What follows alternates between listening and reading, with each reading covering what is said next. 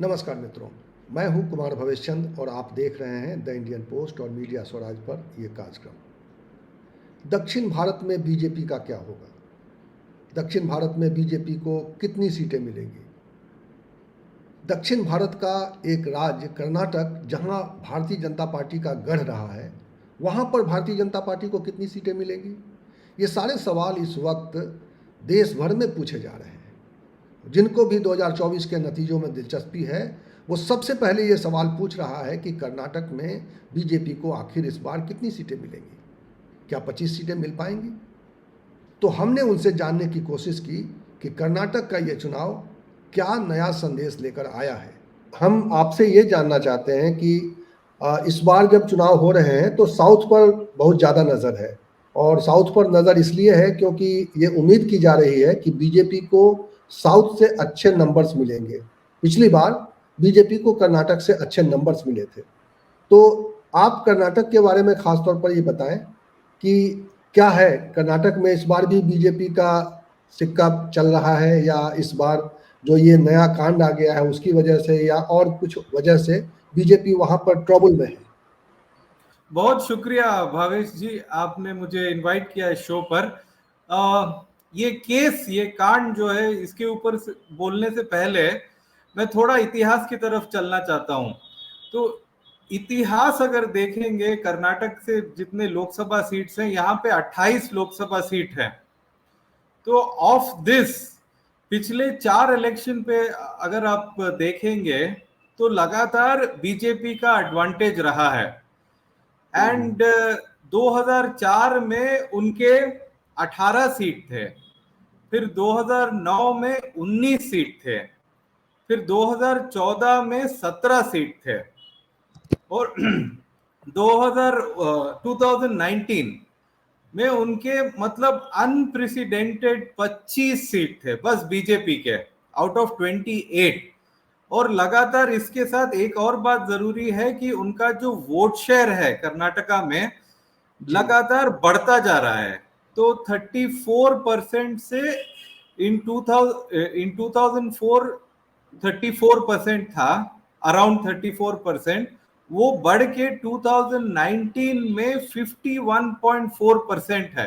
तो आप समझते हैं कि एक पार्टी के लिए इतना 50% क्रॉस करना मतलब बहुत बड़ी चीज होती है। बिल्कुल। तो ये इतिहास को अगर देखेंगे तो एक बीजेपी को एडवांटेज रहा है, लेकिन इस बार मैं मतलब जितना भी मेरी समझ है, मेरी रिपोर्टिंग रही है इतने दिन तक, मैं नहीं मानता कि BJP will be able to retain this advantage. इसके कई कारण हैं। पहले तो जब पिछले साल लेजिस्लेटिव असेंबली में बीजेपी की बहुत जबरदस्त शिकस्त हुई यहाँ कर्नाटक में, मतलब उनका वोट शेयर लगभग इंटैक्ट रहा, लेकिन in terms of seats they lost massively. तो तब से BJP is on a backfoot in Karnataka. मतलब they took at least 6 months to gather their forces again. और क्या क्या मतलब उनको समझ में नहीं आया। तो 2 असेंबली सेशन तो ऐसे गुजरे जिसमें लीडर ऑफ ऑपोजिशन भी उन्होंने अपॉइंट नहीं किया था। फिर कर्नाटक में जो है कांग्रेस ने 2 इशू को लेके बहुत अच्छा तरीके से कैंपेन किया है। एक हम कह सकते हैं पॉजिटिव इशू, एक नेगेटिव इशू। पॉजिटिव इशू जो है कि उनका 5 गारंटीज, ये जो वादा किया था जनता को लेजिस्लेटिव असेंबली इलेक्शन के पहले, उसको उन्होंने पूरी तरीके से इंप्लीमेंट किया है। मतलब आपको तो 5 गारंटी क्या है पता ही होगा। फ्री इलेक्ट्रिसिटी, फ्री बस ट्रैवल फॉर विमेन, ऐसे बहुत अच्छी तरीके से इंप्लीमेंट किया है। और हर घर मतलब किसी ना किसी को कहीं ना कहीं से बेनिफिट हुआ ही है। ये एक इनका पॉजिटिव चीज है। दूसरा है कि एक नेगेटिव एक फैक्टर कह सकते हैं कि ये यूनियन गवर्नमेंट से जो स्टेट का जो शेयर है, let it be union central pool of taxes, let it be special grants, let it be drought relief, इसमें जो बीजेपी ने बहुत एक तरीके से नाइंसाफी की है कर्नाटका के साथ, ये भी काफी प्रचार किया है, ये मुद्दे को उठा के कांग्रेस ने काफी प्रचार किया है, और ये थोड़ा टेक्निकल मामला है, लेकिन यस। उन्होंने बहुत सिंप्लीफाई कर दिया है कि हम इतना 100 रुपए टैक्स देते हैं और हमारे लिए कुछ नहीं आता है, 13 रुपए बस आते हैं, ये मैसेज के साथ वो पब्लिक के पास जा रहे हैं, वोटर के पास जा रहे हैं। और बीजेपी मतलब बहुत जद्दोजहद कर रही है कि कोई इशू पकड़ ले, लेकिन वो कोई भी इशू को पकड़ नहीं पा रही है, जो मतलब व्हाट वी से बल्कि उल्टा हो गया उनका, जो प्रज्वल रेवन्ना वाला जो कांड हो गया। प्रज्वल रेवन्ना तो मतलब it happened on April 22nd, या विच वॉज अ मंडे, मतलब इलेक्शन के 4 दिन पहले उसका इम्पैक्ट मतलब हासन तक सीमित था टिल April 26।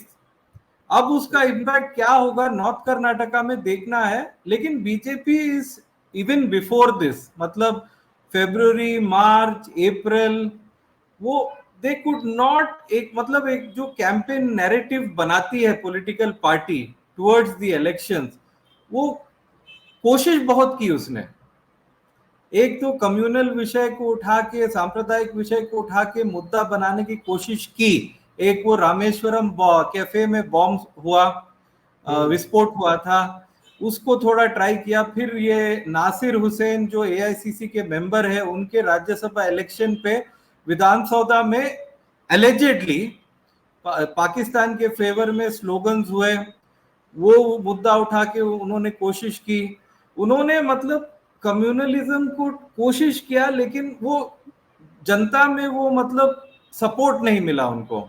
और दूसरा इशू उन्होंने एक हाईलाइट करने की कोशिश की, lawlessness, which is could not be backed by data at all, data इसका साथ नहीं देता है इस ये चार्ज का। और फिर एक दूसरा मुद्दा उन्होंने उठाया कि ये 5 गारंटीज जो कांग्रेस गवर्नमेंट ने इंट्रोड्यूस किए, उससे स्टेट की आर्थिक स्थिति पे बहुत दिवालीपन हो रहा है, मतलब बैंकरप्सी होने की, लेकिन वो भी डेटा से बैक नहीं हो रहा है, तो वो कोई भी सस्टेन नहीं कर पा रहे। जब coming back to communal issue, एक इशू उन्होंने थोड़ा पकड़ा, जो April 18 पे एक मर्डर हुआ था, आई थिंक April 17 या 18, नेहा हिरेमठ एक लड़की का, एक मुसलमान लड़के का ने जाके हुबली में नॉर्थ कर्नाटका में उसका मर्डर कर दिया। तो वो विषय को भी वो मर्डर होने के बाद तुरंत उन्होंने नहीं पिकअप किया। प्राइम मिनिस्टर मोदी जब बांसवाड़ा में स्पीच दिया उन्होंने, जो April 21 को दिया उन्होंने, संडे था वो, उसके बाद April 22 को तुरंत बीजेपी कर्नाटका यूनिट ने भी उस विषय के ऊपर बहुत बड़ा मुद्दा बनाने की कोशिश की। और ये प्रज्वल रेवन्ना का कांड जो है, ये मतलब एकदम हम क्या कह सकते हैं इसके बारे में, क्योंकि वीडियोस तो मतलब हासन में पूरा सर्कुलेट हो गए थे। April 22 वाज अ मंडे, ये मतलब April 21 के दिन, उससे पहले हासन में चर्चा थी कि इस तरह के वीडियोस हैं, लेकिन ये आम नहीं हुए थे, बहुत कम लोगों के पास हुए थे, और वो सोच रहे थे किस तरह से यूज किया जाए ये वीडियोस को, लेकिन आम नहीं थे, एक तरह से विस्पर चल रहा था। और रेवन्ना ने ही लास्ट ईयर उसको पता था कि ये वीडियोस चले गए हैं, किसी के पास चले गए हैं, ब्लैकमेल हो रहा है, तो उसने एक इंजंक्शन ऑर्डर भी he got it approve from a Bangalore court. तो ऐसे स्थिति में कोई बहुत सोच के किया कि ये टेलीकास्ट नहीं कर सकते हैं टीवी पर, ये न्यूज़पेपर में इसके बारे में लिख नहीं सकते हैं, सोशल मीडिया में डायरेक्टली सर्कुलेट नहीं कर सकते हैं, तो इसको आम जनता के पास कैसे पहुंचाया जाए।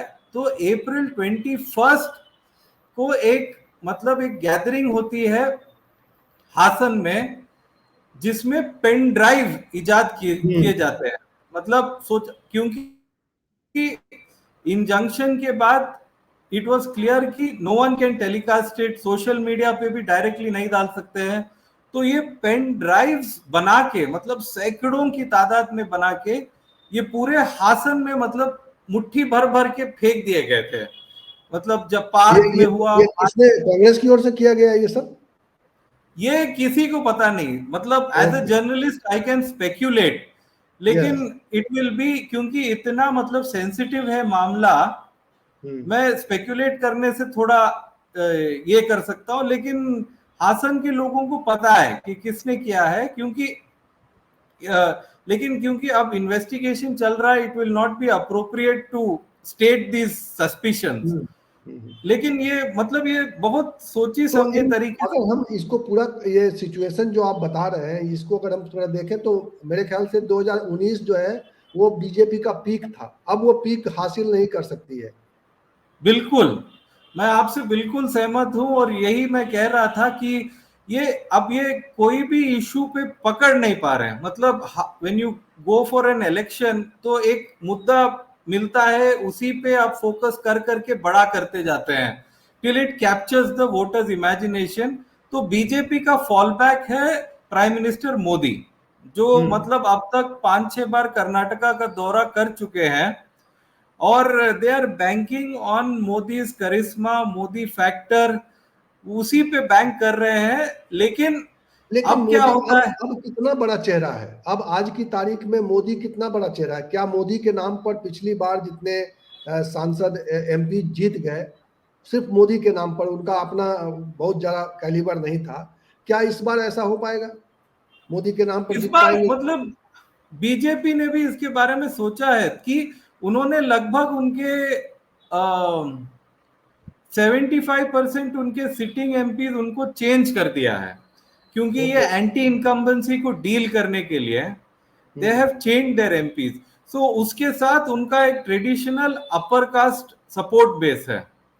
अगर आप बीजेपी के पल्ले में 25 कैंडिडेट्स आते हैं, जेडीएस के 3 हैं, तो अगर आप 25-25 कैंडिडेट को अगर आप ध्यान से देखेंगे, तो जो हिंदुत्व के जो कैंडिडेट्स हैं, अगर आप तेजस्वी सूर्या को छोड़ दें और शोभा करंडलाजे को छोड़ दें, जो हम कह सकते हैं कि एग्रेसिव हिंदुत्व वोटर ही हैं, दूसरे जो एग्रेसिव हिंदुत्व वोटरीज थे उनको उन्होंने टिकट नहीं दिया है इस बार, और पूरे उनके कैंडिडेट लगभग जो जो एंटी इनकम्बेंसी के फीलिंग थी उनको सबको रिप्लेस कर दिया है, और उनका एक ट्रेडिशनल वोटर बेस रहा है अर्बन कॉन्स्टिट्युएंसीज में, और लिंगायत्स और ब्राह्मण्स में।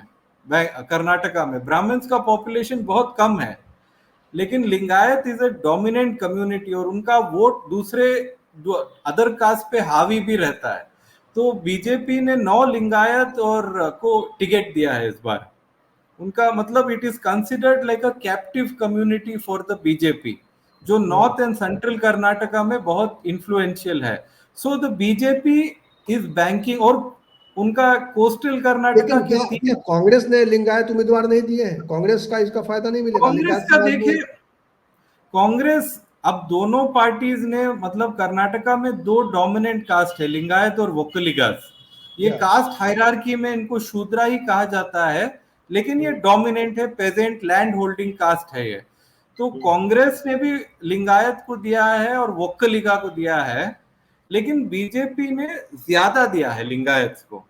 ओके। तो अगर आप पूरा ब्रेकअप देखते हैं तो कांग्रेस ने मतलब relatively compare to the BJP backward caste को ज्यादा दिया है, एक मुसलमान को दिया है, एससी को ज्यादा दिया है, एसटी को ज्यादा दिया है।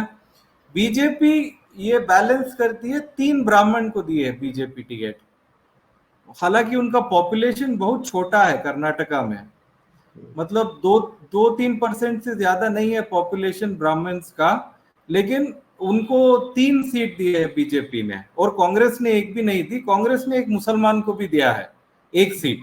तो वो डाइवर्सिटी ऑफ कैंडिडेट्स एक रिफ्लेक्शन है उनके सोशल बेसिस का, बीजेपी और कांग्रेस। बीजेपी के साथ जब मैं बीजेपी बोलता हूं तो जेडीएस उसके साथ लेना है, क्योंकि बिल्कुल। उनका अलायंस है। लेकिन ये अब प्रॉब्लम क्या हो गया है कि ये रेवन्ना का जब से ये कांड का निकला है, साउथ कर्नाटका में उतना इम्पैक्ट नहीं हुआ है apart from Hassan, because of the timing. ये अप्रैल 25 अप्रैल 26 इलेक्शन हुआ एक दिन पहले ही ये थोड़ा आम हुई बात, after news channel started broadcasting. Yes. उससे पहले मतलब it was not widely known, it was known in certain circles but not widely known. तो अब इसका इम्पैक्ट नॉर्थ कर्नाटका में क्या हो सकता है वो बहुत जरूरी है, क्योंकि विमेन वोटर जो है साउथ कर्नाटका में भी अगर आप देखेंगे अप्रैल 26 दे केम इन मेनी सीट्स, ज्यादा परसेंटेज था उनका मेन से भी। ओके। अब नॉर्थ कर्नाटका में ये गारंटीज का काफी इम्पैक्ट हुआ है विमेन पे ज्यादा, क्योंकि ये फ्री बस ट्रैवल, फ्री इलेक्ट्रिसिटी, ये फ्री राशन, तो ज्यादातर घर पे जो महिला रहती है उन पे ज्यादा इम्पैक्ट होता है ये सब चीजों का। तो उस एडेड टू दैट, उसके साथ अगर हम रेवन्ना का कांड देख ले, और उसमें बहुत घटिया हरकत की है उसमें, मतलब उसका अच्छा, ये रेवन्ना कांड की वजह से जैसी जानकारी ये आ रही है कि इसकी वजह से जेडीएस को इतना बड़ा नुकसान हो सकता है कि उसका पॉलिटिकल फ्यूचर जो है बिल्कुल खतरे में पड़ जाए। मतलब जेडीएस को लेकर एक अच्छा इमेज नहीं बन रही है अब। जेडीएस को लेकर एक जो थर्ड जनरेशन कह सकते हैं कि उनकी सत्ता में है इस वक्त, एक्टिव है, तो थर्ड जनरेशन में इस तरह की चीजें आ जाने के बाद अब ऐसा लग नहीं रहा कि जेडीएस वहां पे एक सर्वाइवल का सवाल हो जाएगा। ये भी एक चर्चा में है नॉर्थ इंडिया में। क्या आप इसको सच एकदम, मानते हैं? हाँ मैं बिल्कुल मानता हूं। मतलब ये कांड के पहले ही जेडीएस का जो मतलब बीजेपी के साथ अलायंस हुआ है, JDS reached out to the BJP, okay. क्योंकि ये लास्ट ईयर सब मतलब एक कॉन्टेक्स्ट इसका जो है लास्ट ईयर के इलेक्शन से जोड़ना है, क्योंकि लास्ट ईयर के इलेक्शन में जो है जेडीएस का पूरा अस्तित्व मतलब मिट गया, उनका vote share came down to 10%। तो वो उनको मतलब एग्जिस्टेंस के बारे में परेशानी है, वो कैसे, how do we stay relevant. और एक और चीज है जो मतलब सबके जहन में है, लेकिन थोड़ा लोग मतलब खुला नहीं बात कर रहे हैं, क्योंकि द ज्यादातर जेडीएस का जो पूरा मतलब अट्रैक्शन है, it is because of former prime minister H D Deve Gowda, 92 years हैं वो। तो वो एट सम पॉइंट तो मतलब पीछे हटेंगे ही, अभी भी वो आ रहे हैं, कैंपेन कर रहे हैं। तो ये मतलब ये बात मतलब काफी अरसे से है कि देवेगौड़ा जब फुल टाइम रिटायर हो जाएंगे तो जेडीएस का क्या है फ्यूचर, क्योंकि वो एक इट हैज बिकम, एक जमाने में वो एक रीजनल पार्टी हुआ करती थी, फिर एक कास्ट की पार्टी हो गई वोक्कलिगा पार्टी, मतलब एक जमाने में पैन कर्नाटका उसका इन्फ्लुएंस था, फिर एक कास्ट की पार्टी हो गई साउथ कर्नाटका में, वोक्कलिगास की पार्टी हो गई, फिर होते होते एक फैमिली की पार्टी हो गई। अच्छा, एक जैसे सवाल अब और है, एक सवाल और है जैसे सैयद साहब। एक जैसे आपके मतलब जेडीएस के शहर में 3 एमपी के सीट है, और उसमें से एक है मंड्या से कुमारस्वामी जो देवेगौड़ा के बेटे हैं, दूसरे हासन बेटे। जो उनके ग्रैंडसन हैं प्रज्वल रेवन्ना, और बेंगलुरु रूरल जहां पे उनके सन इन लॉ, उनके दामाद is contesting on a BJP ticket.